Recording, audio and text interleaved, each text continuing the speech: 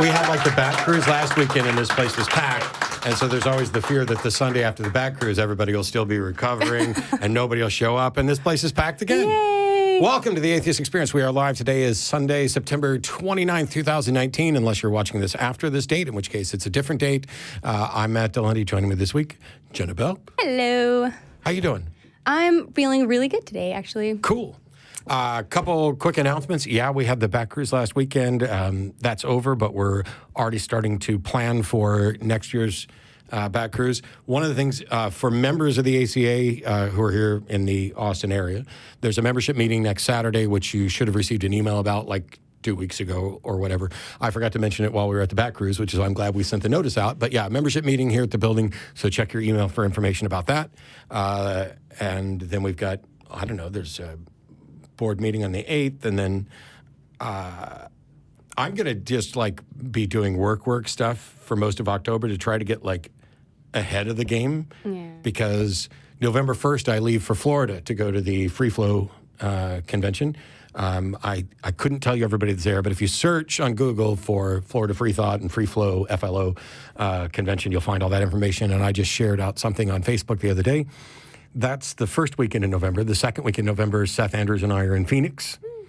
And then in December, and this is still in the planning stages, so we reserve the right to change things, but it appears right now that December 14th, I will be in Cambridge in the UK with the Cambridge Skeptic Society's 10th anniversary, and they're doing like a day-long thing, and I can't tell you who else will be there yet, but it's going to be awesome. Yay! I can't wait. That's it. That's all the announcements. Oh, by the way, this is the Atheist Experience TV show or internet show. We use that all the time. We in kind of the same way that you'd call every tissue a Kleenex. It's right. like everything with a camera that goes out. It's on the internet, but it's a TV show. Yeah. And you know, television. I mean, have we gotten past television? Because we're all watching on devices. Does it count? It's digital. Does it count if you watch a TV show on this? Is it still television, or is it now I'm cell phoning? I don't know. I don't know. I don't understand. Kids today, get off my damn lawn. Anyway, this show is sponsored by the Atheist Community of Austin, a nonprofit educational organization promoting positive atheism and the separation of religion and government. The building is open here, the ACA Free Thought Library, 1507 West Koenig Lane, open pretty much 7 days a week from 11 to 9. If you get here and it's not open, take a look at the front. There'll be a number up where you can maybe reach somebody. We try to make sure it's open for everybody, but we're all volunteers mostly all volunteers, and we have lives and stuff happens. Right. But, I don't have any other announcements. By chance, would you have something that you'd like to address before we start taking calls? Yes. I thought you might. I have a feeling that you might want to add some things after. But I watched a documentary right before I came here, trying to relax. Well, there's your problem. And it was a documentary called Our Planet, Behind the Scenes. And it's not the series, it's a film. It's only an hour long. And it got my blood boiling, because it was like the last domino that makes me want to do something. You know, like you hear about something and then it kind of makes you want to do something, and you hear about it again and again and again. Okay, so I don't give a shit if you even believe that the climate is changing. The fact is, all you have to do is just stop being so wasteful, right? So I'm bad about this myself. I'm not perfect. Like, I use paper plates and buy bottles of water. I do things that I could stop doing. But when you live your life and you go throughout your day, I'm personally making the request that every single person just keep your carbon footprint on your mind. How can I be less wasteful when I do this? How can I be less wasteful when I do this? Can I afford a hybrid car? If I own a house, can I get solar panels? Can I stop wasting so much paper and plastic? Can I buy a freaking Nalgene so that I don't buy bottles of water every time I leave my house? You know, can we just be a little bit more conservative and a little bit more careful and caring? Because we as Americans are fucking spoiled. Yeah. We are taking advantage of this planet, and animals and other people are dying at a very rapid rate because of it. And the fact is that there's a young girl who went out and made a difference last week and is speaking out, trying to make a change. And she got emotional and started crying. And some fuckers are making fun of how red she got. Like, don't you have anything better to do? Don't you have anything better to talk about than just make fun of a girl that's trying to make a fucking difference?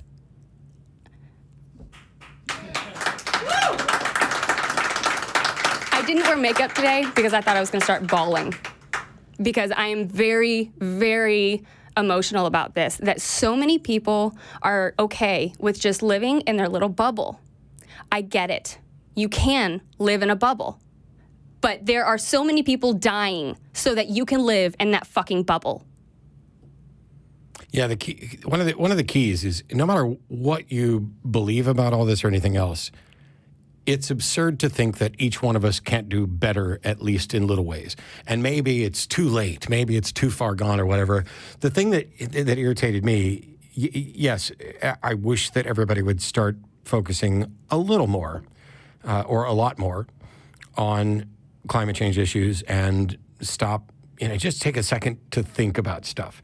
But I think the part that really got to me is there are people who were, you've all fallen prey to this cult of personality from this 16-year-old and whatever her parents or the media or whatever put her up to. And I'm like, even if you were right, you haven't pointed out a thing she said that was actually wrong or bad or harmful. No. You're just shitting on a 16-year-old. Why? Do you feel better? Do you feel bigger? Are you tougher? Did you feel a little guilty? Have you written it all off as a conspiracy? Whatever. But at the end of the day, somebody went out and at least tried to encourage people to do something. And there were people who decided, no. Clearly, no 16-year-old could be that eloquent. Well, some of them could be, and you could be too if you fucking paid attention to stuff and actually gave a damn and tried to put a little effort into it. But at a minimum, no matter what you believe or anything else, the very notion that people are going to be like just saying nasty things about a 16-year-old girl that just wants to wake people up to a problem. And it's working. Yeah, that's the reason I think people are mad. That's why people are getting worked up. It's working, and you're going to take away my McNuggets and plastic straws. But you know what? Those people who were making fun of her is making her even more effective. Yeah. So good job. It's great. And actually, there's some stuff going on in my life and in other people's life that I'm not going to go into now. But quite often, one of the best things that you can do is just stay on focus towards an ultimate goal. Right. And let the people that are calling you names and trying to shit all of you, let them flame out in their rapidly increasing irrelevance. Right. But yeah, so we there's a number of things that are going to be changing in the near future with regard to the ACA and online presence and building stuff, and we're constantly trying to make improvements. And one of the initiatives that I want to put in place for the coming year is to take the steps that we can take to make sure that we are operating in a more green fashion. Mm-hmm. One of the things is that after the show's over, people get together, all these people who are here and perhaps some others, will have dinner available for everybody. And it's free. If you can donate, there'll be a bucket to be passed around for people to donate so we can keep the lights on and keep doing food. But it actually is a more green effort on our part, because in the old days, we would do the show and then we would all drive in 25 different cars to some restaurant to eat together and spend more money and run. Now it's pizza or trays of food or whatever, all brought here. And so people get to hang out here for longer. And we try to do the best we can. There's room for improvement across the board with everybody. Sometimes, if I'm going to be home for a couple days, I don't take a shower. I just go out and get in the hot tub. And by the way, I don't have like some awesome, it's like a little inflatable hot, it's like a kiddie pool, really. It's a kiddie pool with some air that blows bubbles so that you don't have to fart in the hot tub. But you can, though, as long as I'm not in there. Anyway, Jenna's point is that there's an opportunity for everybody to take just a moment. You don't even have to go do massive amounts of research. Exactly. There's quick little websites that say, hey, have you thought about this? Have you thought about, I don't know, turn the water off while you're brushing your teeth instead of letting it run? Little things like that. Have you thought about, the impact of plastic? Have you thought about maybe eating some meals at home? And by the way, I'm guilty of something that I'm starting to realize may be kind of bad. But the problem is, there's always another bit of information that you don't have. So let's say I'm sitting at home and I decide I don't want to go out and drive and get dinner. And so I get DoorDash or Favor or whoever, bring my dinner to me. There were people that are like, oh, we should stop doing that stuff. And we should stop having Amazon deliver all those packages because that's going to kill us. The problem is, which is more cost effective, to have 75 people make a trip to Walmart or to have one delivery driver deliver things to 75 people? Right. And I'm not going to pretend to know. I am willing to go out and look at research. I'm sure other people are going to do too. But the little things that I can do in my life, turn a light off when I'm not in the room. That's huge. I live in Texas. It's hot as fuck here. We run the air conditioners almost all the time, probably 9 months of the year. In the past year, I have raised the temperature in my house. I don't run the air conditioner as much. It's the little things like that that definitely do something. Right. There's other things where you may be like, oh, is this better? Is this worse? I don't know. But there are things that we know. You know, use a little less power, use a little less water, leave a little less mess where you go. I was driving behind somebody yesterday or 2 days ago, 4 days ago. I don't know. At some point in the last week, I was driving behind somebody. They're not able to stay in their lane. They're talking on the cell phone. They're all over the place. They're in danger. And then from out of the passenger window goes a McDonald's bag just flying off. Oh, my God. There are many times when I wish I had just even like a little fake badge so I could fucking pull up next to people and show them the badge and be like, go back and pick up your litter or learn how to use a damn turn signal, you know. You know, I just recently quit smoking.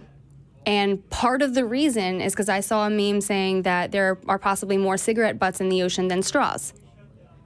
Now, I don't know if that's true, but the fact that it's being talked about as a thing, that's enough for me to stop smoking, which is not good for me in the first place. Just go to filterless. But there was I threw a butt out the car window. Yep. And a kid drove by and just goes, ashtray, ashtray. Didn't call me names, didn't cuss me out. I think that is a name. Well, but they said ashtray, and I thought, you know what? He's fucking right. Yep. And it made me stop and think because he didn't just cuss me out. You know, if he cussed me out, I'd be like, fuck you too. You know, but he just said ashtray. And I was like, it's little stuff. That's true. Because you don't think about it. Everybody's life is busy. You've got a lot going on. It's like people would be like, oh, why would you have all these conversations about the God stuff when there are so many bigger things? Well, that is the fallacy of relative privation, that we should only focus on the biggest problem. We should focus, each and every person should focus on as many issues as they are capable of focusing on in small measures. And, it begins to add up. And I'm going to make one more tiny request, and actually it's probably not tiny for most people, but I'm not ever going to ask anybody to go vegetarian or vegan. I've tried it. I suck at it. I love steak, okay? But eat less animal products. Just less. Don't have milk and cereal every fucking morning. Don't have steak with every meal. Don't have 6 hamburger patties on your burger. If you really need that much protein, take a protein supplement. Figure it out. There is way too much gas going into the atmosphere so that you can have extra fucking meat. Skip a meal meat in your meal every now and then. Make spaghetti, pasta sauce without the meat every now and then. Just cut back. And obviously, and I'm in agreement and have cut back, as should be evident to everybody now that I've cut back on food. But we're not giving dietary advice to folks. Right, I mean, if you got dietary special, this is just general rules. Right, and just for speaking everybody. out in general, I'm sorry, I'm not a dietitian, anything like that. I'm just suggesting that you try. Whatever it is, look into it, figure out if there's a better way to get yourself taken care of, because you're killing the planet. And we are killing the planet. And if you don't, and we live in a free country, and if you don't do any of that, you should probably rethink opening your mouth to shit on the people who do. Because some of us are going to make you look very, very foolish. But yeah. On that note... sorry, thank you. Have you got a call that we should get to? I actually read, they all sound really good, so... My gosh, there's 5 out of 6 lines are theists, so wow. Pick somebody. Let's go with Ben. Ben it is. Ben in Massachusetts, you are on with Matt and Jenna. How are you? Holy shit. That is not an answer to how are you. I'm doing great. How are you guys doing? Good. Not too bad. What's up? I can't believe I'm talking to you guys. I'm actually a huge fan of the show. You can't. So you're talking to us, but you can't believe it. What would it take to make you believe you're talking to us? It takes a lot for me to be convinced of anything, man. Cool. And yet it Thank says you so here much you're for a having me theist. on the show. I consider myself a theist. Okay. Hold on one second. I'm just going to get you in a quieter place because I didn't know where I was in the queue or if I was even going to come in. So just some background on me. Actually raised by Bible-thumping fundamentalist Protestant nut jobs. I love my parents, but my God, no pun intended, they were and are totally irrational and brainwashed by religion. So, Actually, I have a so very up similar to this story to point, Matt. you and I are the same person. Right. I do have a very similar story to you, Matt. However, after becoming an atheist, which I was for a long time, pretty much as soon as I became an atheist, I didn't want to throw the baby out with the bathwater. So I divulged into spiritual pursuits, but from a strictly secular standpoint. I didn't use any chemical substances, and I believed actually full well at the time that all of those experiences were purely psychological, regardless the intensity or outcome of those experiences themselves. And to this day, I still don't believe in the supernatural per se. Okay, now hang, really Ben, I got to stop you there. So you were raised a fundamentalist, then you were an atheist for a while, and now you're a theist, but you don't believe any supernatural stuff. There's a level of confusion here that we kind of need to parse through. Absolutely. So I'm a bit long-winded, so I apologize. I truly do believe that any conception of God, which a rational atheist could not conceive existing, most certainly does not exist. And that would be correct to disbelieve. You have no idea how much it took for me to be convinced of anything. But to be honest with you, even being convinced, I'm fully aware that I could be dead wrong, and I'm willing to be wrong in a second. What are you convinced of? So I now have a very nuanced, poetic, or allegorical view on my Christianity, but I do consider myself a Christian again. I can't stand speaking with other Christians, and it's hard because if you take any of this stuff literally, well, it's factually total nonsense. Well, hold on. Do you believe in the Christian God? It depends on what you mean by that. See, the Bible was written by human beings, but it was informed by cultural symbols and myths passed down. So applied through those spiritual experiences people were having, I don't believe that, no God, if any God exists, that has ever come down directly to man to reveal hidden truths about the unknown. So you don't believe that Jesus was a disciple or a prophet? I don't believe or disbelieve. Christ might not have even existed. I think he did exist, but I don't think that any of this stuff is literal. So what? I don't understand why you call yourself a Christian then.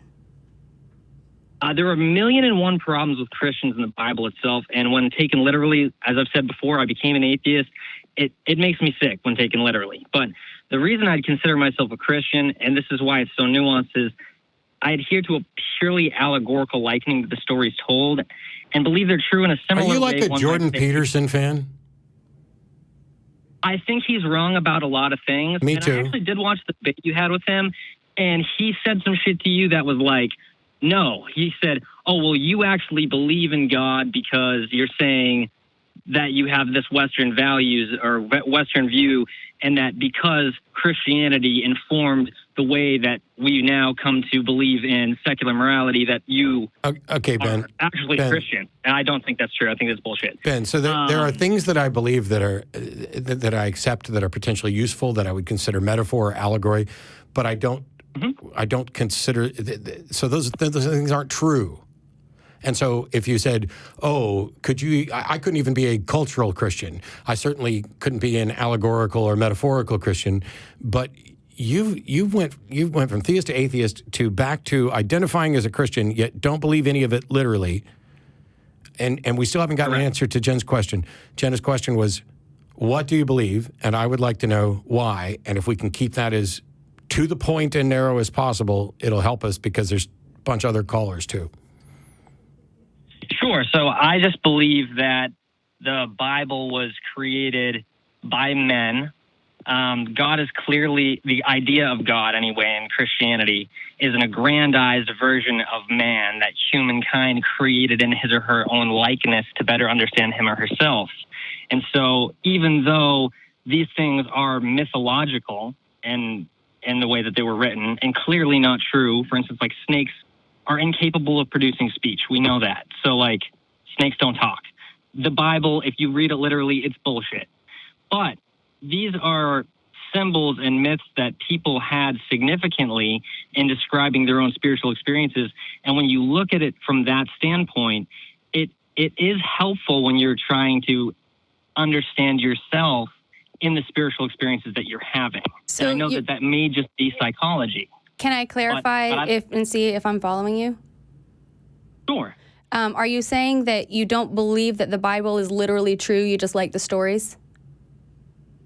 I don't believe that the Bible is literally true.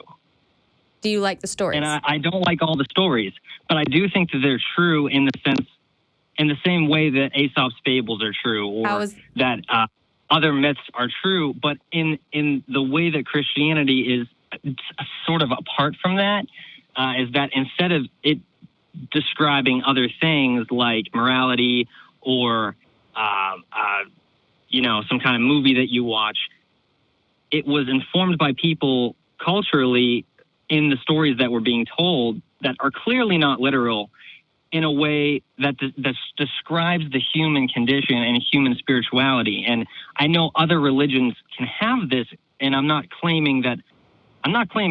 don't dare to claim knowledge about anything, but I can't shake this conviction. And it's embarrassing to talk about with Christians and atheists alike, because most Christians are ignorant and self-deceived, and most atheists think you're an idiot the second you reference the Bible or not believing in any deity. Well, part of the problem here is that you're using a whole bunch of words in completely esoteric and non-standard ways. A theist is somebody who actually believes that there is a God, and an atheist is somebody who doesn't. And you're saying you're not an atheist, and yet you don't actually believe in a God. Similarly, Christianity... No, so I guess, let me clarify. So no, it's my turn. My turn, Ben. You there? Yes, I'm listening. Okay. I didn't mean to cut you off. So while you can have non-standard usages for whatever word you want, you're going to end up confusing people. And then when we get to you identify as a Christian, and yet you equate it to Aesop's fables. So do you think there is any significant sized portion of the Christian community under any denomination or anything else in the history of the world, any significant, more than like a handful of people who are really confused, who would consider Christianity the equivalent of fables? And do you identify as an Aesopist? I'm not familiar with that term. But you equated it to Aesop's fables. I'm saying, why, if you think they're both equivalent, that these are fables, why would you identify as a Christian and not an Aesopist? That's a great question. So, just to clarify, I do believe in a God. I've been convinced based on my own experiences, but this is where my question comes in today. Wait, you didn't answer Matt's question. He asked you why do you call yourself a Christian instead of an Aesop, what that word is. Doesn't matter, I made it up. Sure, exactly.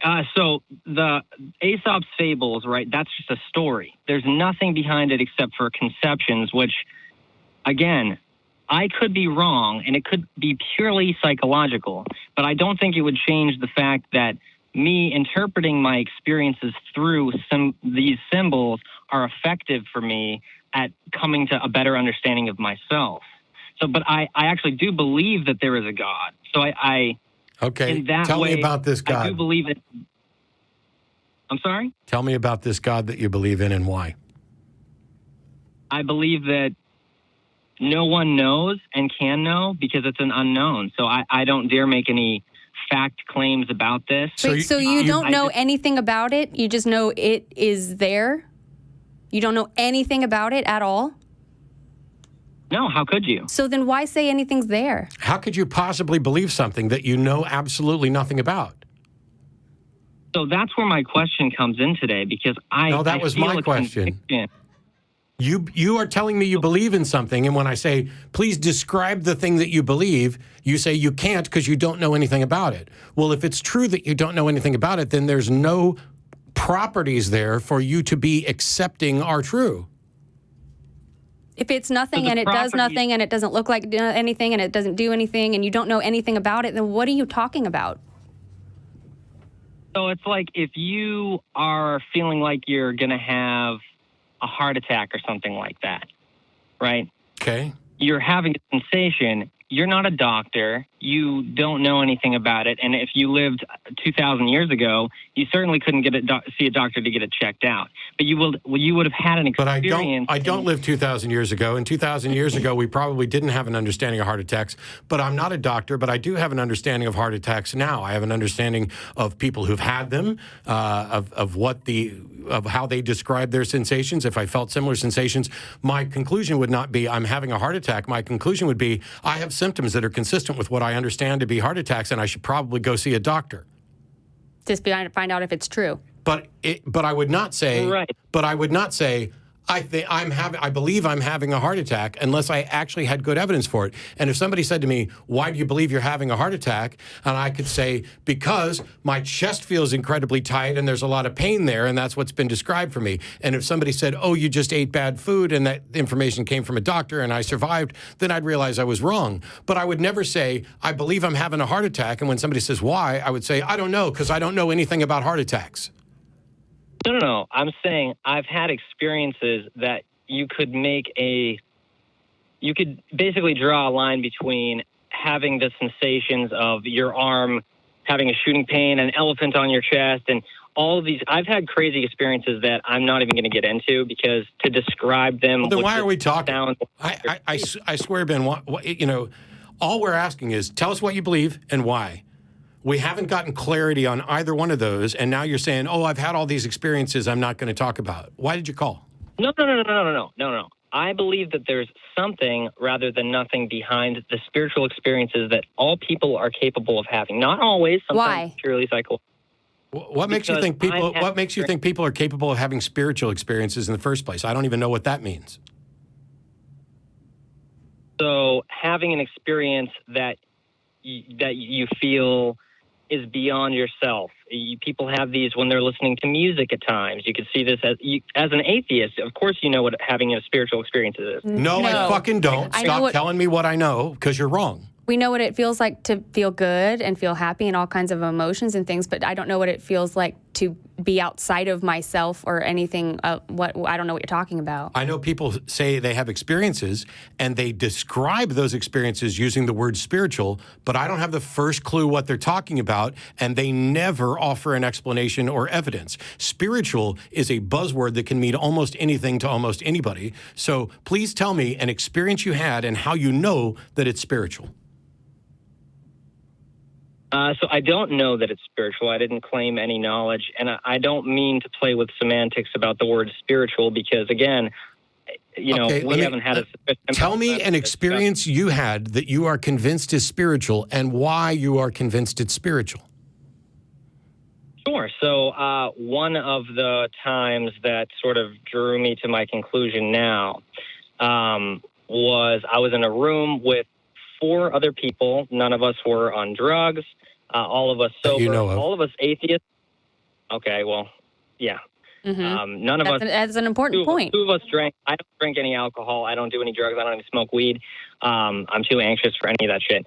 But I was in the room. Everybody, no one is psychologically damaged. We're all committed. That you know to of. truth. Okay, well, sure. I'll give you that.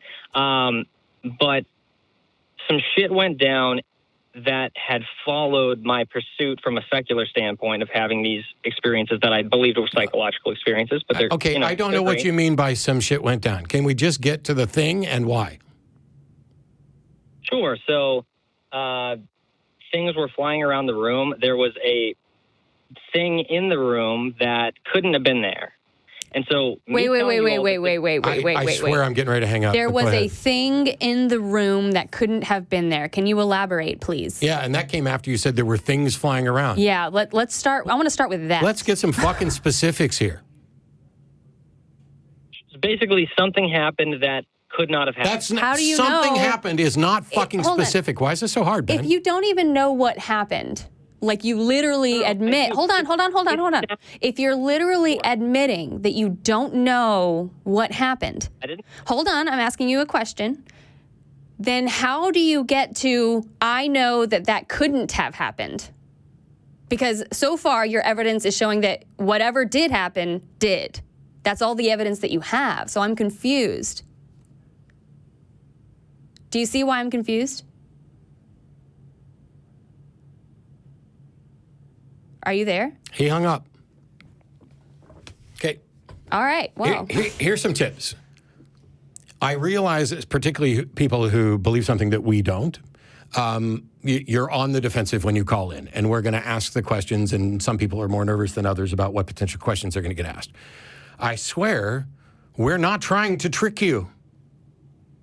When I say, tell me what it is that you believe and why, and you get nowhere near it, that's a problem. And when I ask for specifics, and you're like, okay, so here were the specifics. It was him and 4 people in the room, or maybe 4 people, including him in the room. And none of them had any mental defects as far as he knows. None of them were on any drugs as far as he knows. And so those are kind of specific. There are 4 people in the room. And then when he gets to the actual event, it is things were flying around and something happened that couldn't have happened. You can't possibly think that an explanation like that with vagaries should convince anybody, let alone you. Things flew around.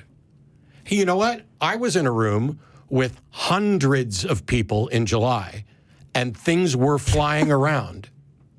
Now, I'm sure some people there were drunk. I was not. I was actually working the video. It was a magic convention, so I began with the assumption that somebody there was manipulating it so that things flew around. If this had happened in a living room, I probably wouldn't begin there, except that just the other day in my living room, and there's somebody on the other side of the back wall back there who could come in and verify this, a table floated around my living room with no apparent means of support. It's one of the most magical things you'd ever see. Now, I would never, and nobody in the room would have used that as an example of supernatural. They know I'm doing some kind of magic trick, or that's what they're convinced of, because secretly I have all the supernatural powers.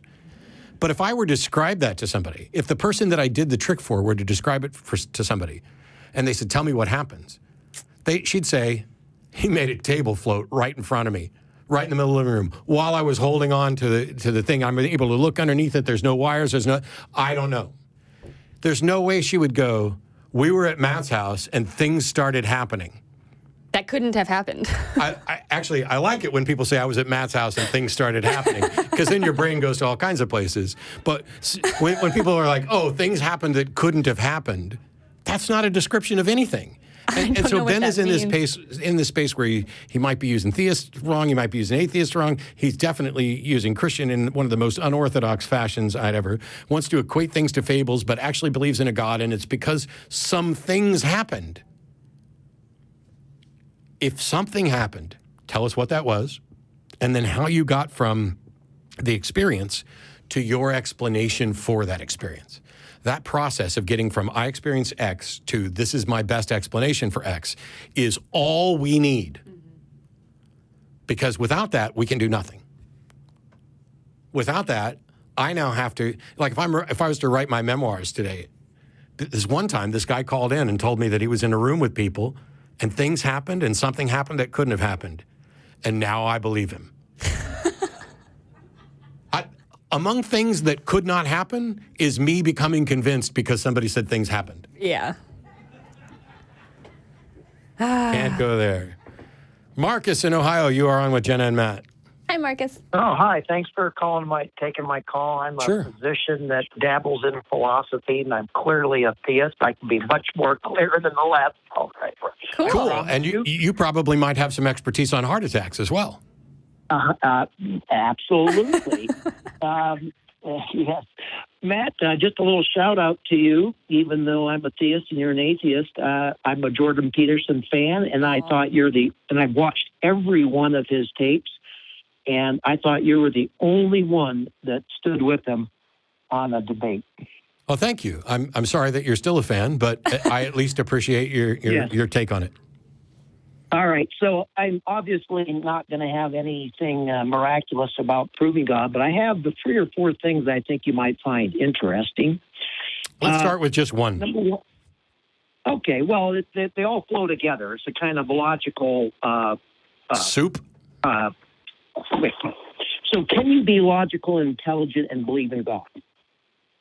That's a matter of opinion, isn't it? Yes, it's entirely possible to be logical, intelligent, and believe in God. Because you can be logical, intelligent, and still unreasonable or wrong about something. Good, and I'm glad, and because I would quote Leibniz, Newton, and Gödel.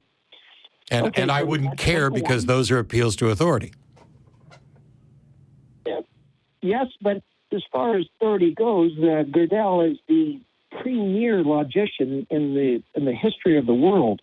On his walks with Einstein in Princeton for a birthday present to Einstein. And Newton was an undeniable genius who co-invented calculus, but he also believed in God and spent most of his time trying to do alchemy and other, nonsensical stuff.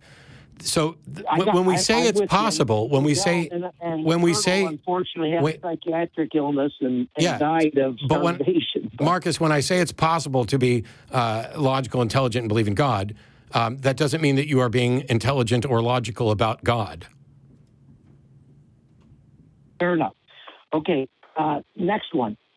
Can you look outside a formal logical system and find truth? Well, we'd have to define truth because I don't know that you would have. First of all, there's a question as to whether or not we have access to truth at all, and whether we're just using a conformity model of truth as which comports with reality or appears to comport with reality. But I don't know how you would arrive at anything close to truth outside of reasoning, which is what we're talking about. Well, I would use Penrose.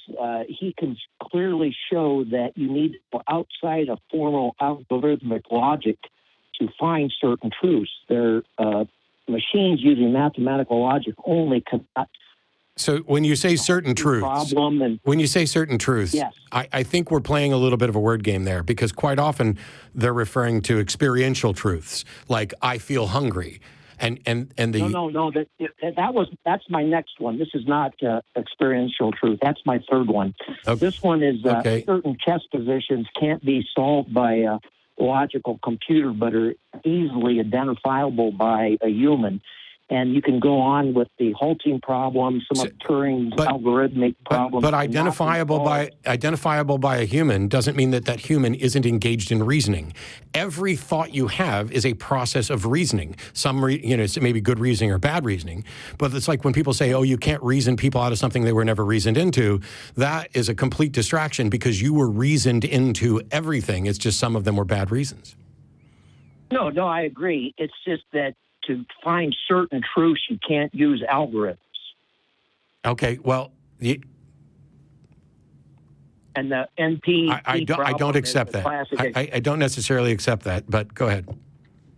Okay, and then we're finally going to where you were taking me.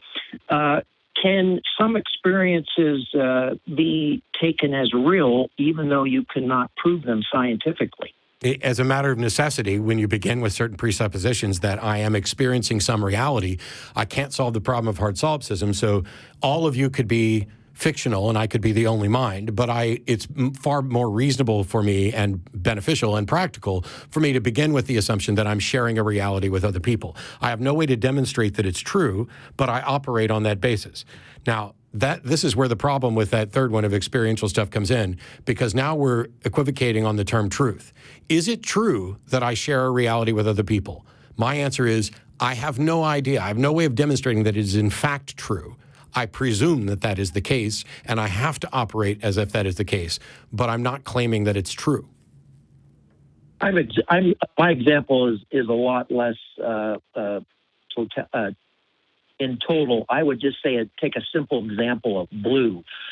Even though I can't even begin to imagine mechanistically or determinism or materialistically how blue occurs, because electromagnetic wave is does not have any color. And so there is really not such a thing as color until somehow your brain experiences it. Correct. So I can't really prove it Prove what? scientifically, but boy, I would prove what? never prove that blue exists. Blue doesn't exist. I think it does. I think by my experience, just like I believe exists I'm enough of a realist that I'm not an idealist. I don't believe it's only mind. I'm certainly a materialist, but I'm a materialist that says the table exists, the moon exists, I exist, you exist, and blue exists. Experiences. I can demonstrate the table and all those other things. Blue is the label that we put on a particular experience in our brain. And by the way, when it comes to color and language, you might want to dig in a bit more on research related to that, because a lot of it is cultural about what I see and identify as blue. Like we have color names for red and pink, when really that's red and like. Oh my God! Insects would see completely different than us as well. So that's just another good example that a true color does not exist, and there's no such thing as color in any. There we go. So that demonstrates that you agree with me that it would be a mistake to say it is true that blue exists. I think it is. It is, but I'm not willing to give up the experience. Who said anything about giving? Stop. I'm looking at a picture on the wall. I experience a color blue. When I look at the screen behind me, there are various shades there that my brain identifies as blue. As long as we're working at that level and saying we're talking about the truth of my experience, not the truth of necessary reality, it is true that I'm experiencing a variety of blue colors from this screen behind me. I'm not giving up the experience or anything else. But when you start to say that blue exists unto itself, that's just not the case. No, I would agree with that. I was the first person to even think of that way back when. Wow, you were the first person to think about that. Well, you're way, way, way older than I thought. Let's just say this. What was Eratosthenes like? This, I would not give up I wouldn't say it doesn't exist, so I want to give it up. I want to erase it from my experience. Okay, so we're having a lot of fun here with philosophical thought experiments and stuff. Can we get to the God thing? Oh yes, yes. It goes something like this for those. So I am saying that if you follow those three things down, and you believed.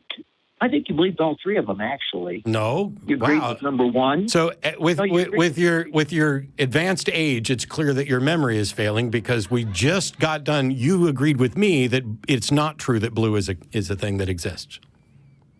No, I always have agreed to that.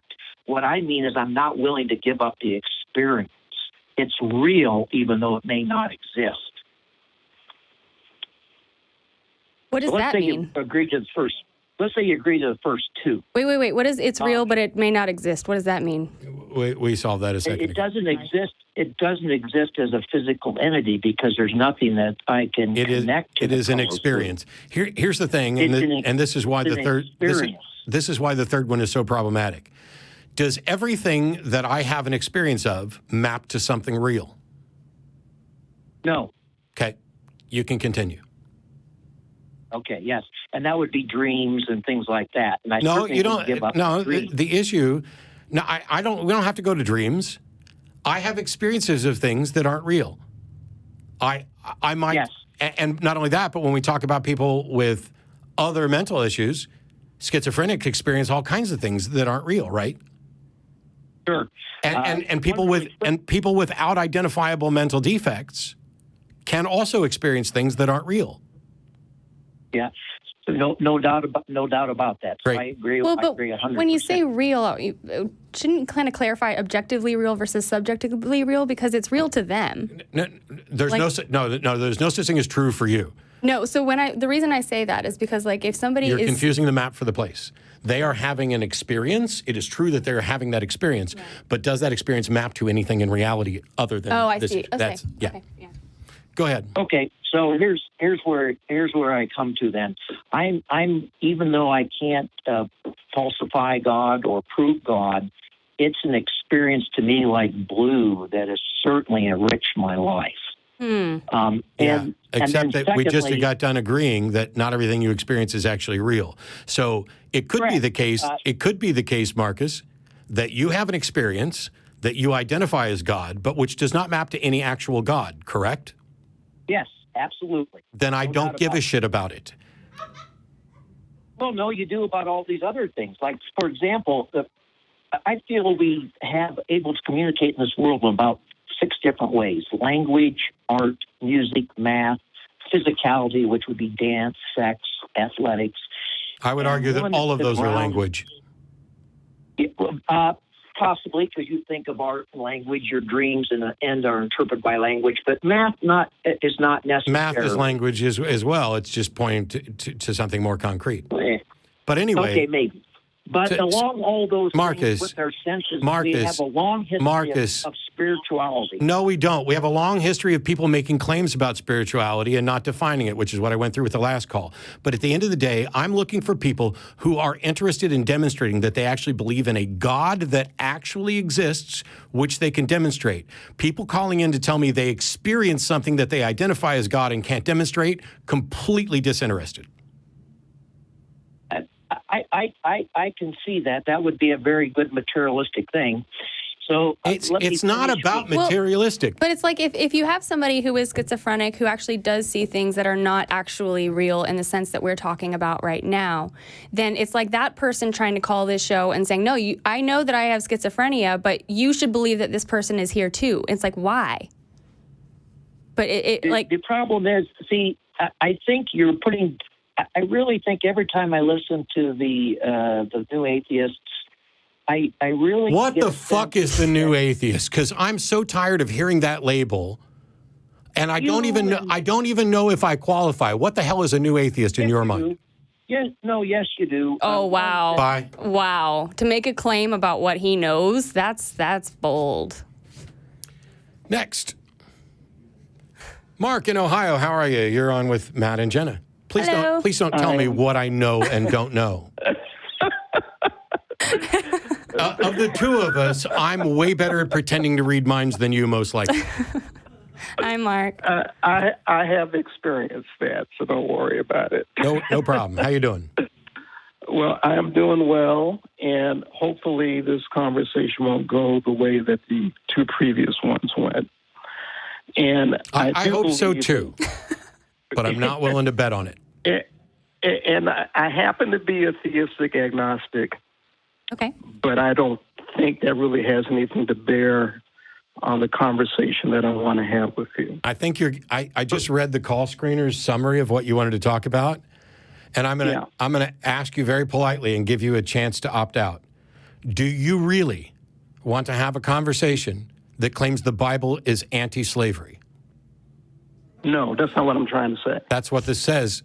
So what is it you wanted to tell? It's way more nuanced, and of course, the call screener is going to give something that is going to not bring all the nuance that I want to present. And I'm coming at this as a theological liberal. You know, I'm a universalist. I used to be an evangelical.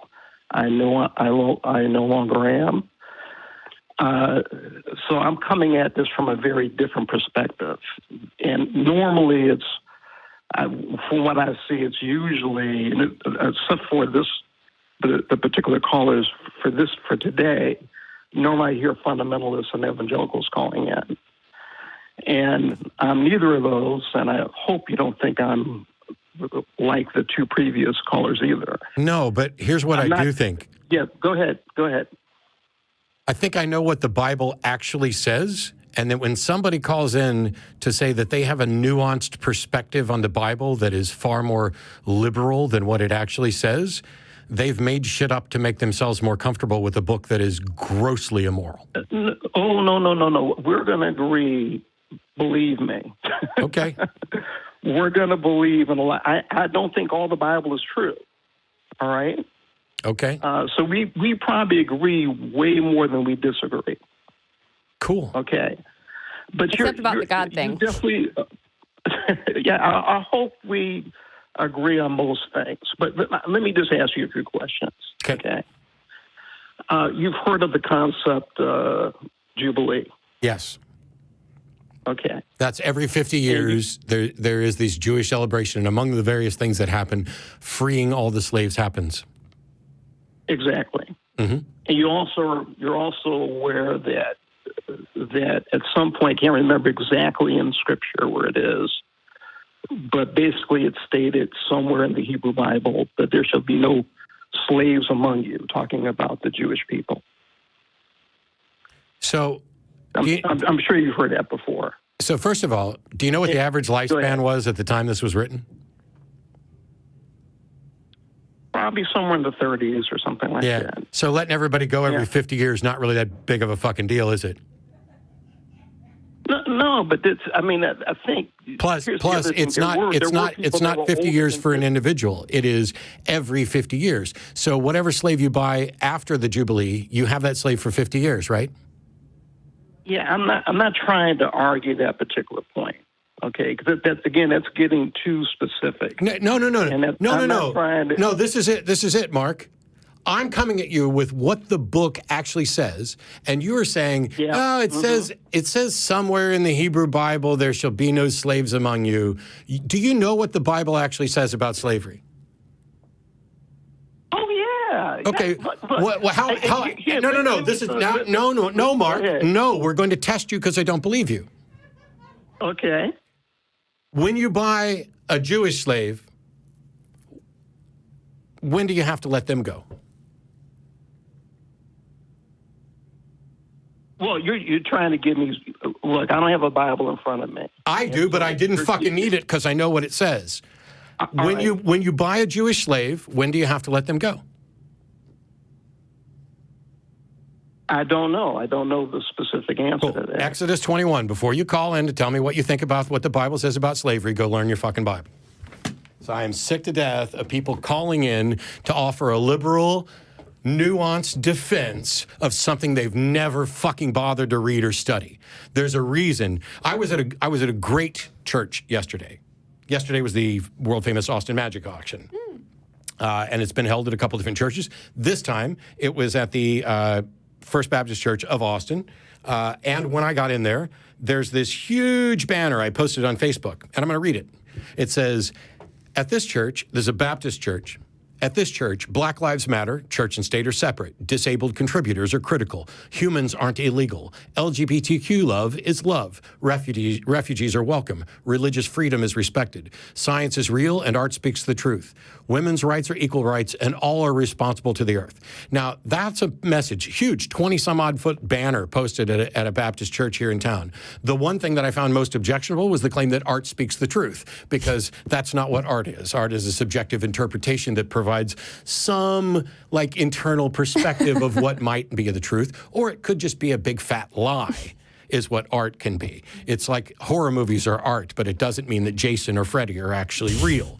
So that's my biggest objection. And this is at a Baptist church.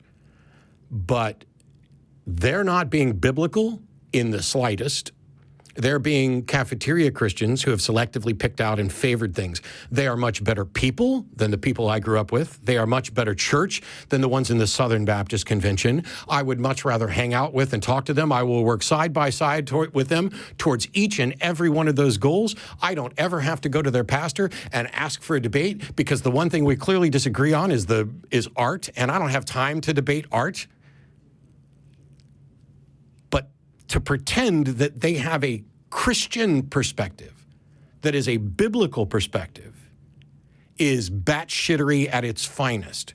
Yes, they are better people. The problem here is that the baggage of religion, they just can't let go of it. Mm-hmm.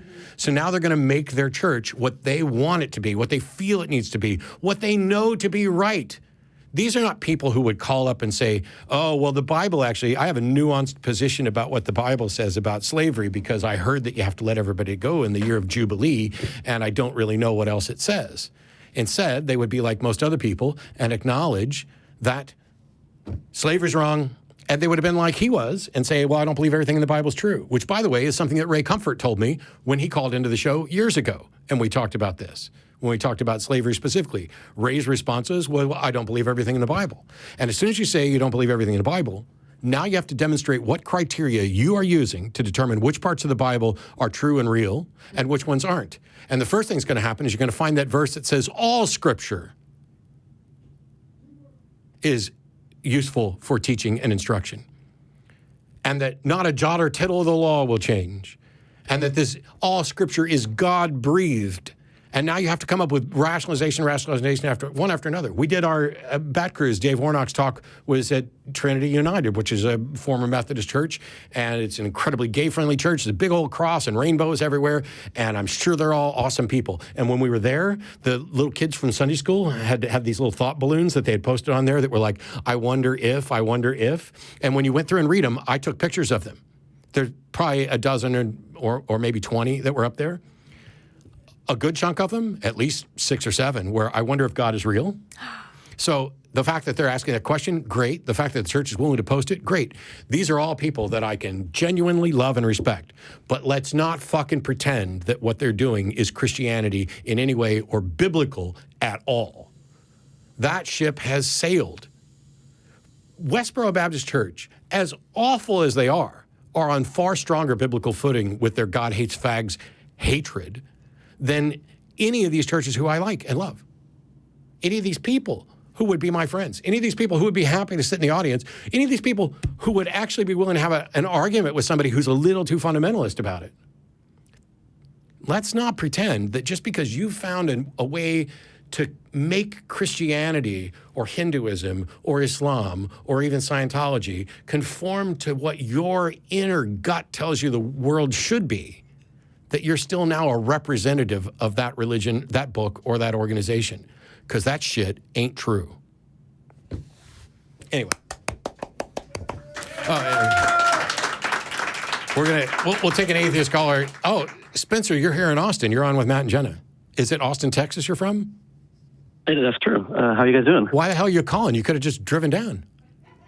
I could have, but yeah. How you doing, man? I'm just giving you a hard time for fun. It's all good. How you guys doing? Good. Pretty good. I'm calling in just to kind of ask a kind of philosophical question about happiness in life. I was raised in a kind of, I guess you could call it like a fundamentalist Christian cult that is less than like 1 million members worldwide. And in my area, growing up in Round Rock, it was probably just me and like my siblings and some cousins in the, hundreds of students in my school zone that were even remotely related to this type of religious group. But at age 18, after living a life being fully convinced of it, I had like one thought, and it was, what if I'm wrong? And then my whole faith kind of, slowly started to be dismantled. Yeah, that's a powerful thought. Yeah, very powerful. And it kind of caused a existential crisis that I'm still dealing with 3 years later.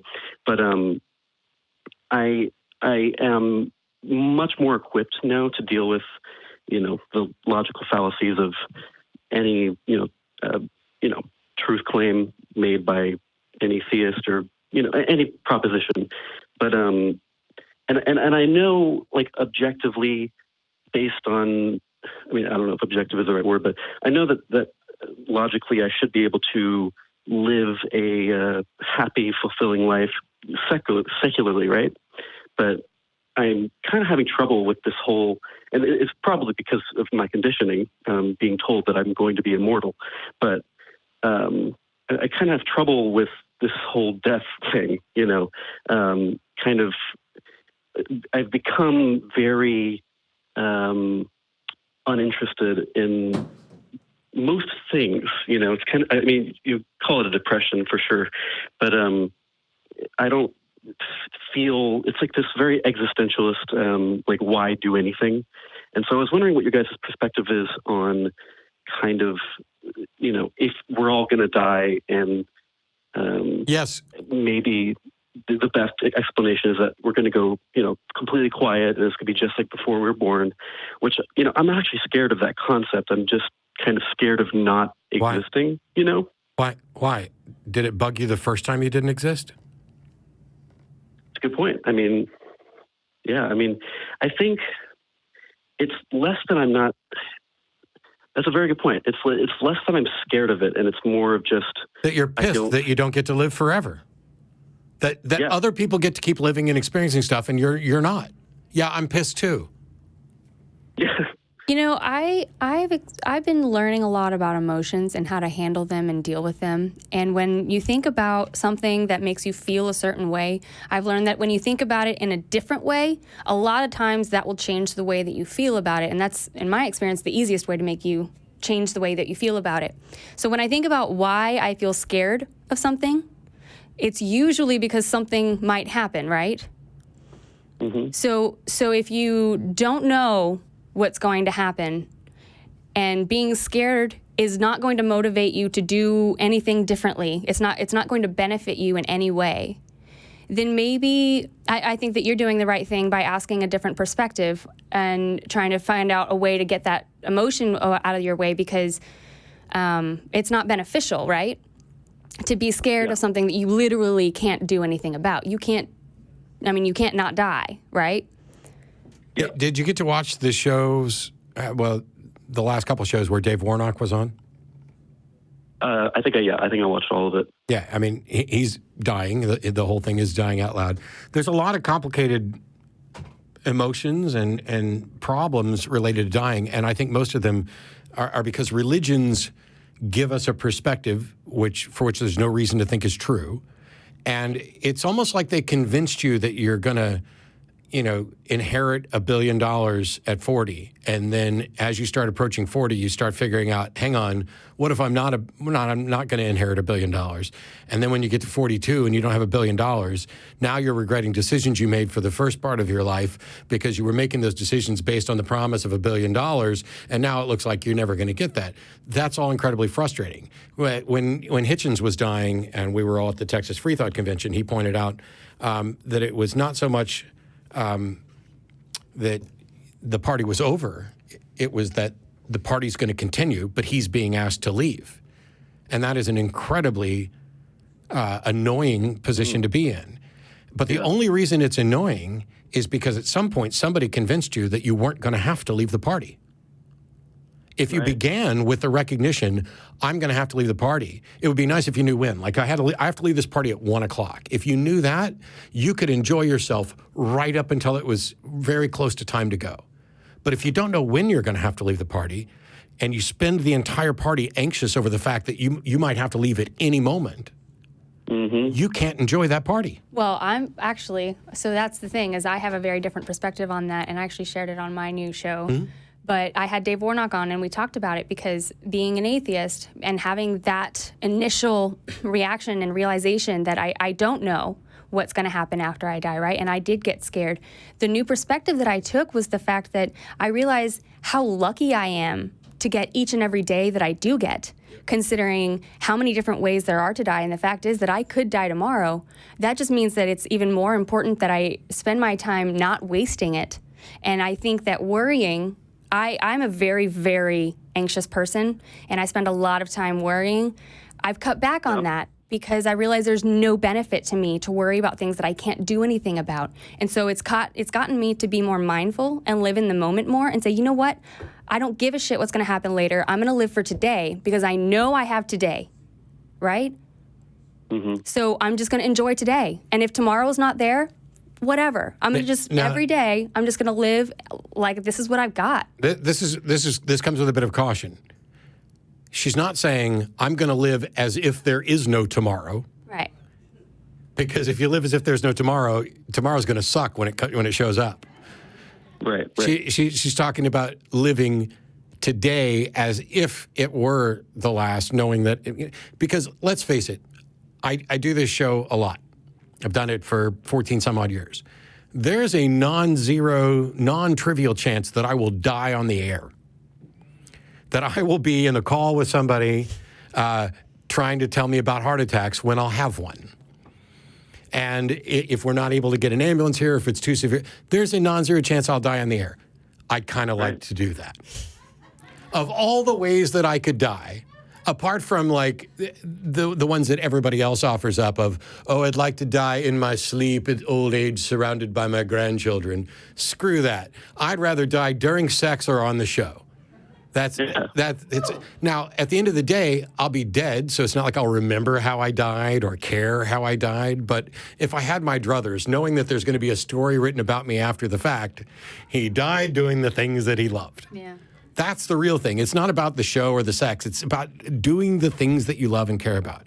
But religions have poisoned all of our minds and have made it very difficult for us to deal with the hard facts about death, which is why I love having Dave Warnock on and other people, because we need to do a better job making sure that people can die with dignity, that they are in control of their destiny. And we have a responsibility, because not everybody who happens to be suicidal is in a position where that may be the best option. You don't want people just offing themselves for temporal problems. But it's undeniable that at some point, for some people, death is preferable to life. It's a difficult subject, but our entire perspective on it, even for people who've never been religious, is colored by religion, because religions have informed our society about what life is and what death is. And I've said before, I'm of the opinion that if we started teaching people from the beginning that as far as we know, this is the one and only life you get, you need to make the best of it while you're here. You need to live each day doing the things that you love, trying to make the world better just in case you're here tomorrow, or just in case your offspring is here tomorrow, or somebody you give a rat's ass about is here tomorrow. So when you asked earlier on, if there's nothing after this, what's the point in doing anything? Life is its own reward. Agreed. The point of doing something is that the alternative is to do nothing. And the point of existing is because the alternative is to not exist. And while it didn't bother me when I didn't exist previously, and it won't bother me when I don't exist in the future, I'd rather exist right up until a moment where non-existence is preferable. If the quality of my life becomes such that continued existing is not desirable in any sense, then I want to be able to end it. But it would also be in the sense that, like, when you sign up for, when you get a new car, there's a waiting period, right? And so if you were to decide, my life is not preferable, then I think there should be some kind of a waiting period. Let's wait a year or two and see if it's still not preferable. Yeah, I'm pretty much, I don't disagree. All of those conversations need to happen between a person and their doctor, or perhaps even a panel. Oh my God, Matt just advocated for death panels. That's not the same thing. I'm talking about how do we get people. I think if people were taught early on that death is an inevitable part of life, and that grieving is a normal human emotion, and that while people don't actually live on in our memories of them are the things, they're all we have. Your brain is all you have. Everything you know and experience about life is all processed by your brain. And if you don't feed that brain, and if you give it garbage, if you don't train it, then you're going to sit there in this existential angst. And I don't just mean you specifically, Spencer, but you could waste the only life that you have worrying about when it's going to end. Right. And to me, that's just wasting time. There's so many better things I could be doing. I could be volunteering. I could be helping homeless people. I could be, trying to make somebody happy, go to a nursing home, talk to some lonely people. There's just so many better things you can do than just sit there and worry about things that are going to happen. And the example that I've used before when people say, well, what's the point in doing anything? Okay, I have a truck out there that I bought a couple of years ago. Eventually that truck is going to be rusting away, completely useless to anybody, and just decaying to its constituent parts. Does that mean that truck's not valuable to me now? Should I just drive it over to the dump right now and say, you're going to end up here eventually, let's go ahead and take you out back? Right. Because if I do that, now all of a sudden I got to walk home, and I really don't want to walk home. Not in Texas. I'd rather have my air conditioner and my monstrous planet-killing machine that thankfully Jenna did not reference earlier when we were talking about changes we could make. But Yeah. I have a couple questions real quick for you, Spencer. Sure. Are you involved with any secular community? Do you have interaction with other people who are no longer believers on any kind of regular basis? It's a good question, and no, I need to. Yeah, come on down. You're here in town. Come down like right now, if you can. I mean, you know, We're going to eat soon. It's Sunday. There's no traffic. There'll be food here. You can meet and talk to plenty of people. But it's an important aspect because if you are sitting around dealing with these things on your own, I'm not convinced that that is the best way to handle pretty much anything. Everybody needs some help. Now, I say everybody, and somebody's going to email. Obviously, if you don't need anybody, I wasn't talking to you. I'm talking about everybody else. But by and large, we're social creatures. And even those of us, like myself, who frequently appreciate being alone, we also need... Jenna knows, while Matt may sit around and enjoy his time alone, Matt desperately needs people on many occasions. And thankfully, I have Jenna. I have the people here at the Atheist Community of Austin. I have the guests who come into town. I have friends outside of the atheist community. I have people who love me, people who I love, people who we can sit down and we can talk about a movie. We can interact about all kinds of things. We can do a 4-letter word, life. That's what it is. Yeah. That's what you got. See, anybody who thought I was going to go to fuck, I thought about it, but life is the one that's actually more important. You don't have to be alone, and you are fortunate because in many cities, there are not really robust secular communities. You live in one where there is, and we would welcome you. Now, I'm not trying to put pressure on you because you may not be up for it. You may not be up for it today. But the Atheist Community of Austin Free Thought Library is open pretty much 7 days a week, 11 to 9. There's big crowds here on Sundays with plenty of people to interact with. There's philosophy clubs on Wednesday. There's gaming groups. There's all kinds of stuff that you can participate in, and not just you, Spencer. Anybody in the Austin area who's atheist or atheist friendly can come down and find community here. If that's what you're needing, we'll see you in a little while. It's also online. If you can't, if you're not here, it's online. Yeah. I did want to ask one more thing. I think there was something like this kind of, like this reference point, kind of when I was living as a theist, as a very Christian theist, things seemed to have, I mean, hindsight is a fickle thing, but things, I remember having like this sense of purpose and this sense of pure joy is what I would call it. And kind of since, living secularly, it's kind of, it's hard to kind of pinpoint what the way I should look at things to appreciate things, like to well, love. Religions provide comfort because one of the most uncomfortable things is not knowing, and religions convince you that you know when you don't. One of the most uncomfortable things is being alone, and religions provide community so that you're not alone. The joy comes from not realizing, the old ignorance is bliss thing. It's true. If you're unaware of the fact that the universe doesn't give a rat's ass about you, that whatever purpose or meaning you have in life is something that's going to have to come from you, that life is its own reward, and when it ends, as far as you can tell, it's over, and anything else is a bonus plan that we don't have access to. Those are uncomfortable truths that religions hide from people. And that is why you can feel this joy and bliss, because it feels like someone has convinced you there's a being that created you and cares about you, and when you feel alone or when you don't have anything to do, don't worry, God's got you. The problem is, if that's not true, which it appears there's no reason to think it is true, then you've been believing somebody has got you and leaving it in their hands when they don't.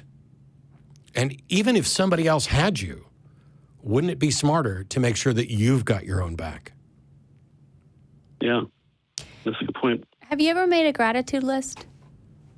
Ooh, I haven't. It's funny that you mentioned that because I actually have an open note and like a note-taking software that I have called Gratitude, where I intended to do just that, and I haven't started it.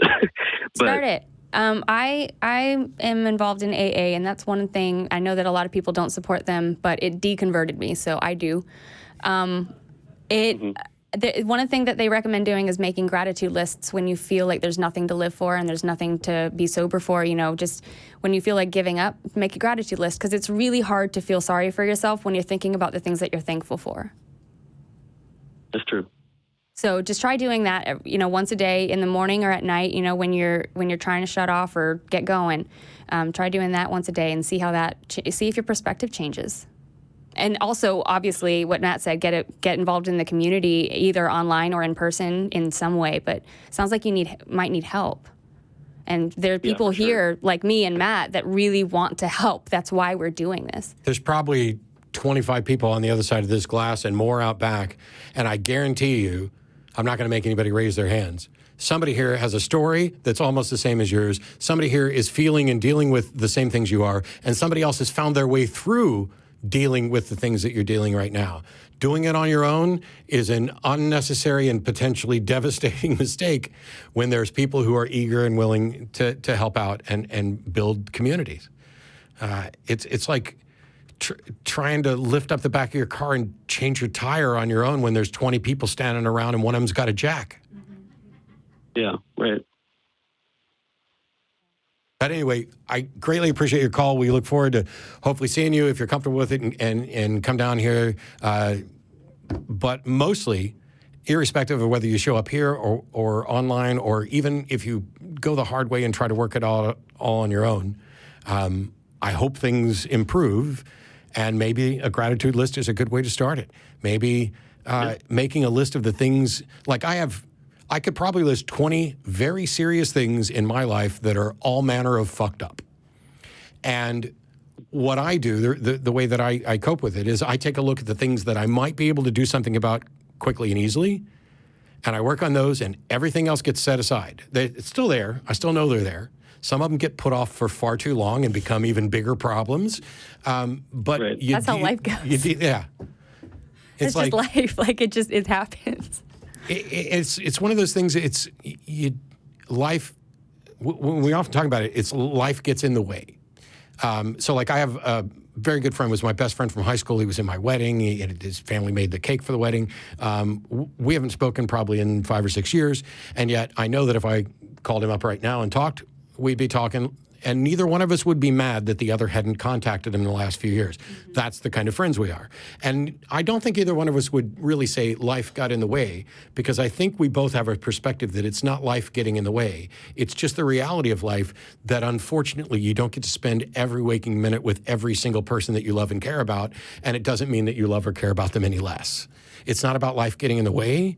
It is about the way is life. About letting go of controlling things. That's the one thing that I struggled with coming out of religion, is stopping trying to control every single aspect of my life. Just letting go and let whatever's not God. Right. Just well, yeah, you can't I really change. Yeah. Sorry, I was just going to say I really appreciate the sound advice and for taking my call. Really quick, just a yes or no question. The church that I was raised in is called the Church with No Name, and I was wondering if you guys have ever heard of its other names, like the 2x2s. Yeah, the 2x2s. Yeah. Okay. Yeah. Do you know much about it? Or? I don't know tons about it. We've had people call in the past about it, and I remember looking some stuff up probably 7 or 8 years ago. And actually, my ex-wife knows far more about it than I do, because I remember her telling me about it. She's like, "Oh, they're the 2x2s," and she had all this cool little bits of information. Yeah, and so I've at least heard of it. Anybody else? Anybody on the other side of the glass heard of the 2x2s or involved in that? Lots of no's. Lots of no's, no yeses. But somebody in the back room is probably going to come running in right after we hang up and say, "Yes, that was me." Right. Anyway. Yeah. I really hope things get better for you, Spencer. We're here if you feel like reaching out, coming down, everything else. But I got a handful of callers I've got to get to relatively quickly. So, all right. Thanks, Matt and Jenna. Thank you. Nice meeting you. Hope to meet you soon. And Vern went to all the trouble to put a cough box here so I can push this, cough, and then I, like an idiot, I just cough without pushing the button. All right, let's go to Jerry in Colorado. You're on with Jenna and Matt. Hi, Jerry. Hey, Matt. Thanks for taking my call. Yeah, it says here that Genesis 3:22 is evidence for God. Well, it would be for me. Why would what a book says that you can't demonstrate or prove ever be considered evidence for anything to anyone? Well, I like to use it because if Christians ask me, I will tell them, okay, if I could eat from that tree of life, I'd be convinced. But you already are convinced, aren't you? No. You're not convinced? The other thing that Genesis 3:22 points out is the paradox. And I'll ask the Christians. I grew up Catholic. I got my undergraduate degree in geology, and I started reading the Bible, and that one, it's interesting, all of the Catholic priests, they never talked about that verse. They were told, I was taught Adam and Eve was kicked out of the garden because they ate from the tree of knowledge. Well, it's not. It's the tree of knowledge of good and evil. Of good and evil. Yeah. But verse 22 clearly states that lest he also eats from the tree of life. Sure. Here, So let me read. They've already eaten. Yeah, please read it. Let me read verse 22 for all the people who aren't able to follow along in their head. The Lord God said, "Since man has become like one of us." Hey, that's a curious phrase. One of us. I'll get to that. Yeah. Knowing good and evil, he must not reach out and take from the tree of life, eat it, and live forever. So, yeah, the Genesis story is bizarre, and fewer and fewer people are taking it literally anymore. Even a good chunk of Southern Baptist friends of mine don't take it literally. But it's incredibly problematic. Go ahead. How can you take the previous one literally? How can you literally take the tree of knowledge, but not take the tree of life? And say... Well, they don't take any of it literally. Garden. Okay. The other thing, the paradox to me is if Jesus, and of course the Jews don't believe Jesus was one of those of us gods, but when you talk to Christians and you say, well, who are the gods that's talking about? Of course, they'll point to the Holy Trinity. So I'm like, okay, Jesus was so paranoid that he didn't want us to eat from the tree of life and live forever. So when did he change his mind and not give us the choice? If Jesus right after they ate the tree, God of the Old Testament, okay, I'm having. He didn't want us to live forever. I'm having difficulty understanding the point here, because according to this, you were calling in to say that Genesis 3:22 is evidence for God. Yeah, if I could see little baby. No. Cherubim. No, stop. Okay. No. Are you saying Genesis 3:22 is evidence for God? If I was able to eat from that tree or see those cherubim. Holy shit. You can't do that. You don't get to look at Genesis 3:22 and say this is evidence for God, and let me explain why. Because if I I'm not. Let me correct myself. If asked, what would prove to you that God exists? I'm not saying this is evidence for God. So what should prove to us? What should prove to us that God exists? Well, if you could eat from that apple, holy shit, and live forever, then you don't have to. Hey, you know what else would prove that God exists? If God fucking showed up and proved he exists. What is the point of saying stuff like that? I can't eat the apple. So how should that prove to me if that frogs God exists? had wings, they wouldn't bump their ass a hopping. Okay. But they don't have wings. So why would you say here's something that would be evidence for God if it would ever happen? I can list 1,000 things that would be evidence for God if they'd ever happen. Good point. I think I was just trying to point out the paradox. Yeah, we're not asking what would be evidence. We're asking what is evidence. Right. Yeah. For everyone. Because I could take another caller. The only God I truly believe in, I have to take from Rene Descartes. And that's which God is that? That's the one that's devoting all of their time and energy into deceiving us. And when somebody says, look at the tree, God exists, I'll say, well, look at the sunrise. It looks like it's rising, but it's not. That's a deception. And it's up to us to become knowledgeable, to be able to understand all of those deceptions. So which God is it that you believe in? The one that's deceiving us. Which one is that? The one that René Descartes mentioned in his... Does it have a personification? Does it have a name? Is there any way that we can refer to it other than, say, the one that Descartes made up? Why would you even believe that there was a God who's intentionally trying to deceive us? The evidence. What evidence is there that there's a God who's intentionally trying to deceive us? Well, for years and years and years, decades, it was thought that people had curses. Well, so we have evidence that we have been deceived. But what evidence do we have that any God is trying to deceive us?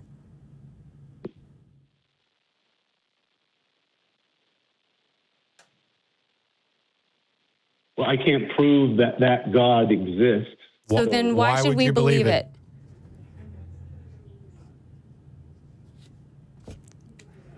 That's the closest, other than mystery, which, I mean, deception and mystery, I don't know. Do you admit that you possibly could have been deceived? Of course. Okay, thanks. Do you have any evidence to show that you should not have been deceived? Any evidence to show that this God exists? None. Then why believe it? How many other things do you believe without any evidence for them? I believe in mystery and I believe in paradox. What does that mean? And when do you believe that they exist? I got $1 says he doesn't know. Well, my favorite paradox is Pinocchio. What happens if he says his nose is about to grow? Wait, so do you believe that Pinocchio exists? I'm talking about the definition of a paradox. I'm asking if you believe that Pinocchio exists. No. But okay, so why do you believe that a God exists? If he says, I believe in paradox. Okay. And so I believe in stories, but I don't, okay. You said you believed in a God that was actively trying to deceive us, and then when we pushed, you said you believe in paradox. Well, congratulations. I can give examples of paradoxes too. This sentence is false. There you go. Paradox. What the hell does that have to do with a God or any being trying to deceive us?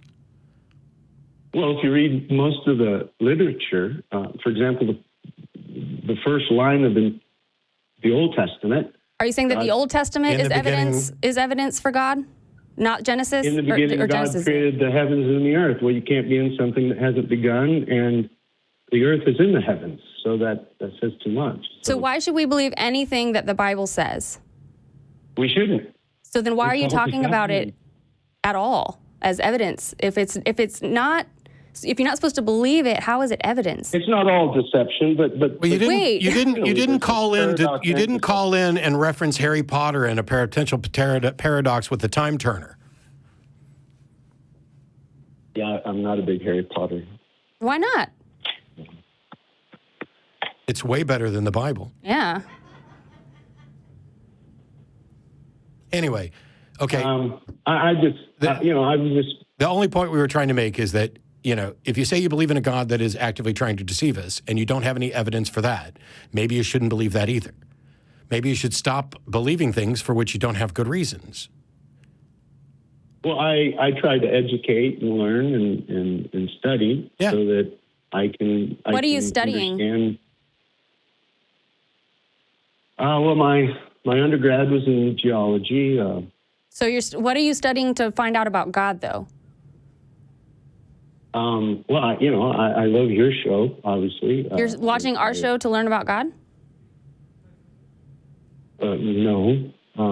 So then what are you studying to educate you about God? Well, I've read Hitchens. I've read... You're giving me atheist references. Do you believe in God? Not. I don't believe in any other people's religions. Do you believe in a God at all? Any kind of supernatural being that has any kind of control over anything in the universe? Well, you're saying supernatural and external to the on planet Earth.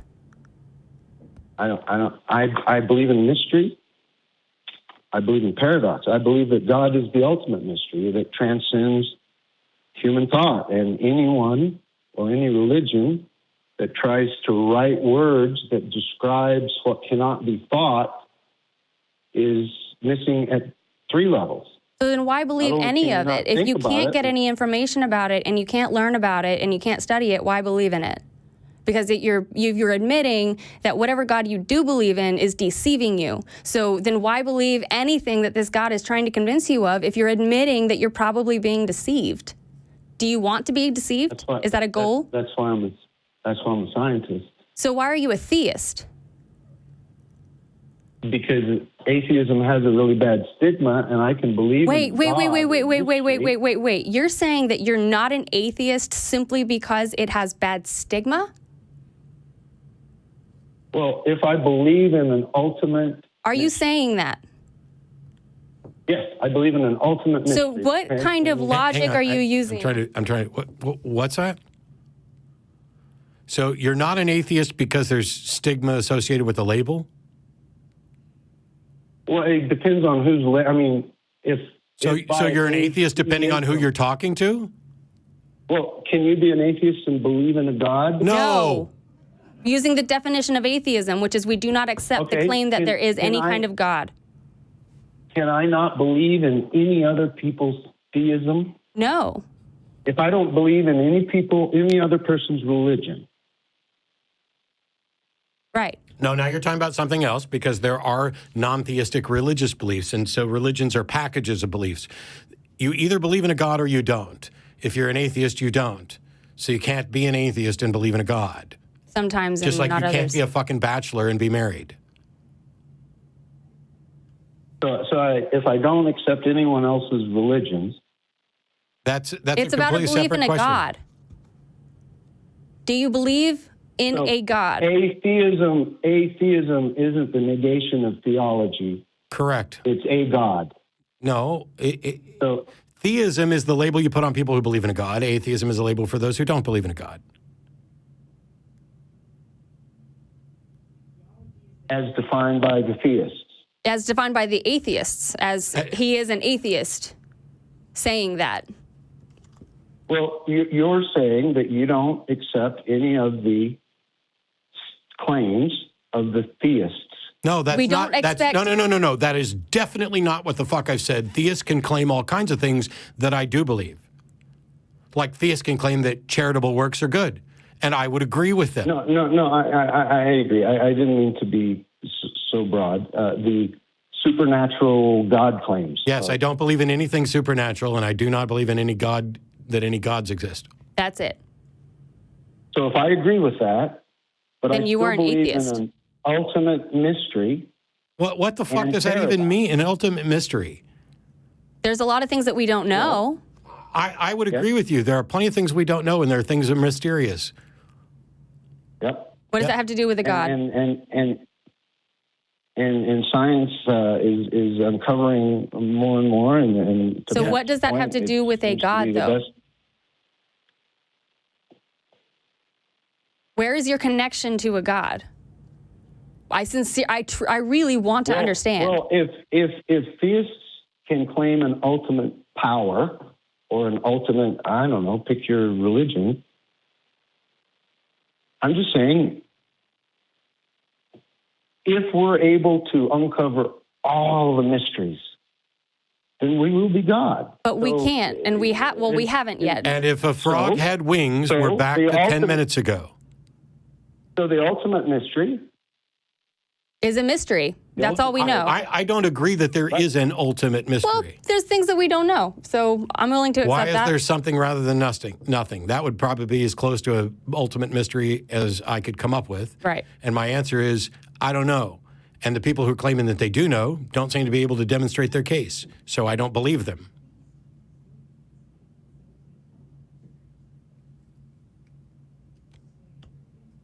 No, I agree. Cool. Any specific mystery. Yeah. So do you believe in any kind of God other than an ultimate mystery? Do you believe that there's any kind of God that interferes or that talks to people? Or, I mean, do you believe in anything like that? No. Okay. Cool. Now, why would you redefine mystery so that it is labeled God when we could just call it a mystery? Because as soon as you say, I believe in mystery as a God, now you are attempting to solve that mystery with something you can't demonstrate. So why not just say, I believe there are things that we don't know? I believe that too. Okay. Absolutely. Pretty much everybody believes that. But it sounds like you're thinking you're on the right track. You know, you're working it out. It sounds like you kind of know in the back of your mind that this isn't really logical, right? I know it's really hard. It's really hard to say that out loud. Paradox is illogical. I mean, no, Jerry. Agree. Believing in mysteries and paradox is reasonable.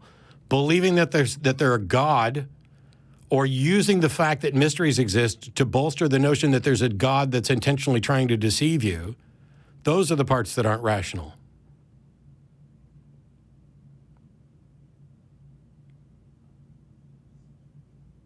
Okay. Okay.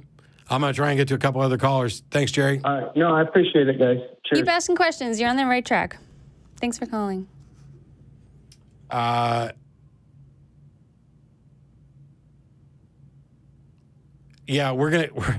so I apologize. Dead air. Wonderful television. We're gonna take Monique in Florida. Rob in Quebec is the last one on there. I'm gonna do that first. Hey, Rob.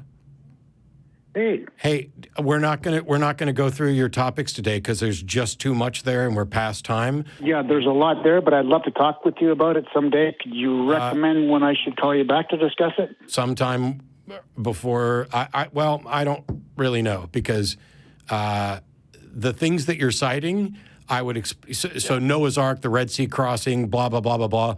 A good chunk of that. A good chunk of that is from also a good chunk of that is from Ron Wyatt.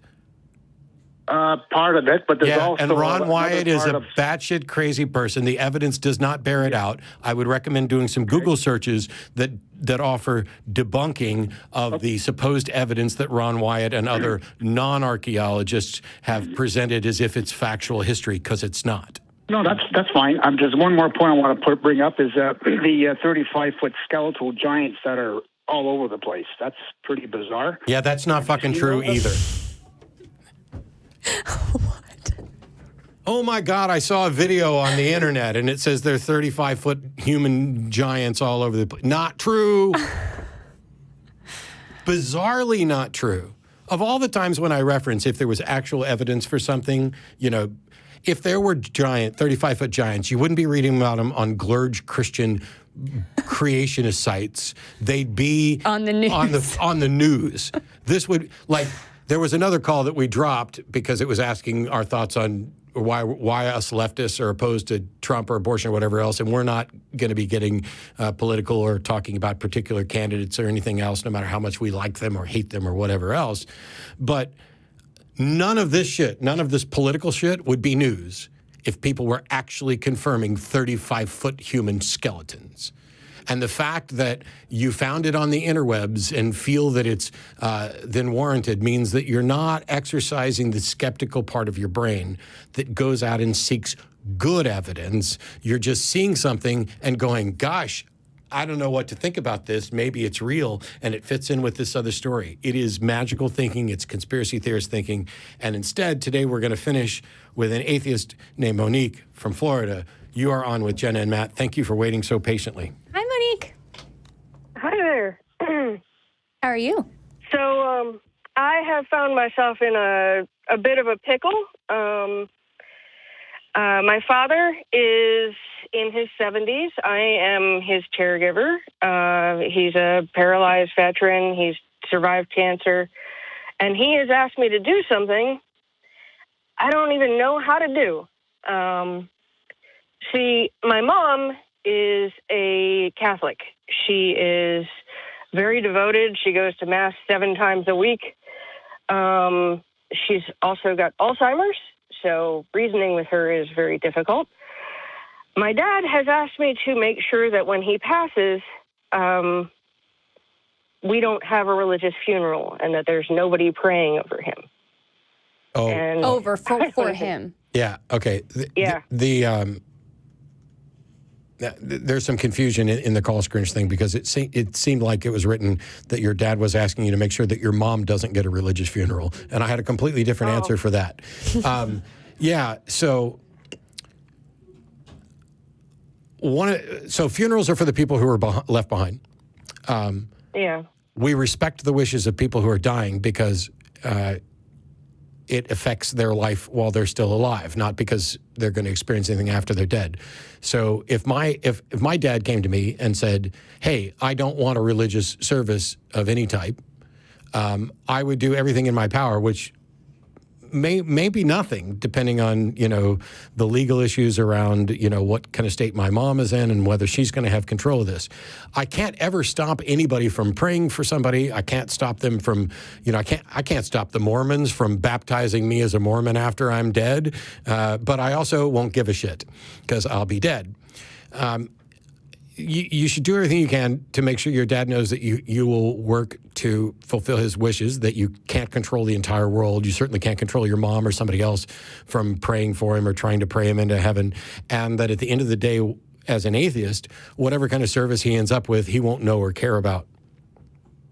But that you are doing what you can to respect his wishes. If it's a super big deal, I mean, I realize with your mom's Alzheimer's and stuff, it's going to be incredibly difficult for you or your father to engage with her in any kind of meaningful way on this. I don't care what they do with me when I die. I mean, me neither. Part me out. Give my body away. Feed the rest of the dogs, whatever. It's not a big deal. But if it's a big deal for your dad to make sure that they don't have a religious ceremony, then I would be in favor of you doing whatever you could. And if you run into problems with your mom, you can always ask your mom, what if dad told me to make sure that you didn't get a religious service? How would you feel? And I don't know what kind of reaction you're going to get from your mom in her current state, but we respect the wishes of what people want done with their remains because it affects how they live their life up till that point. If they don't think their wishes are going to be respected, that increases the anxiety and frustration of a life. But if you think that people are going to respect your wishes, now that's one less thing to worry about. And so if I were you, I would do everything I could to fulfill my dad's wishes. And as long as you do that, honestly, it's not like he's going to be mad at you because he won't be around to be mad at you. And so for me, I'd focus on making sure that the rest of whatever time I have with them is spent in a loving, compassionate way, and that they're aware that I know what their wishes are and that I'm going to do my best to respect the sort of service that each of them wants. My parents are both religious. They're going to have a religious service, even if I'm the head guy in charge. That's what they want. I'm going to respect their wishes, even though I don't have any respect for their religion itself or the beliefs. That's what they want. That's what they're getting. Yep. I would have said the exact same thing. Which is why I should shut up more and let Jenna talk, because I could have had some water. I hope that helps, Monique. And I apologize because we're past time. All right. Do your best and be confident and trust yourself. Your parents love you, and as long as they know that you love them and that you're doing your best to fulfill their wishes, they're not going to be mad at you. And if we're right, then neither one of them are going to come back and haunt you. Yeah, I wouldn't go too far into feeling guilty or shameful if you don't achieve what he wants you to either. Yeah. Also, I realize that could sound incredibly glib about losing parents. I did not intend that at all. It's a defense mechanism of mine. We've been dealing with the issues with my dad for long enough that while I'm not ready for him to go, I'm ready to talk about it. Yeah. That's good. So you're his caregiver. You're around him. You get to have these conversations, and you can look him in the eye and say, Dad, I love you. Don't worry about it. I will do everything I can to make sure that your wishes are fulfilled. But if you want me to stop the entire world from praying for you, I can't do that now. I certainly can't do it when you pass. All right. That's a good way of looking at it. Thank you. But Sure. hey, good on you for being a caregiver for him. That's really selfless. Yeah. Not everybody can do it. I couldn't. Yeah. I'm lucky enough to be in the place where I can do that, and he's a good man. He cared for me as a kid, and I'm just giving back. That's awesome. Well, we thank you for waiting and for giving us another talking point, and we wish you and your family well. And as long as you're doing everything honestly to do the best you can to respect those wishes, you've got nothing to beat yourself up over, because that's all any of us can do is try our best to do what we can for the people we love. All right. Thank you. Thank you. Nice talking to you. You have a wonderful evening. You too. Speaking of wonderful evenings, this will bring us to the end of this episode of the Atheist Experience. Food's probably already here. I'm probably keeping people from dinner by continuing to talk. But the people on the other side of that wall are the ones that make the show happen and get all the work done. So I want to make sure that they get food. Woo! So there's our awesome crew. Thank you to Jenna for coming in today, helping out with the show. Thanks to everybody who called. No matter how the call ended, no matter how irritated I got, no matter how frustrated I sound, we do greatly appreciate you. We appreciate the people who are patrons of the show, the people who support on YouTube, and we're looking forward to next week's episode. I don't even know who's on. I haven't even looked to see if I'm on, but somebody will be here, and we look forward to talking with you next time. Bye-bye.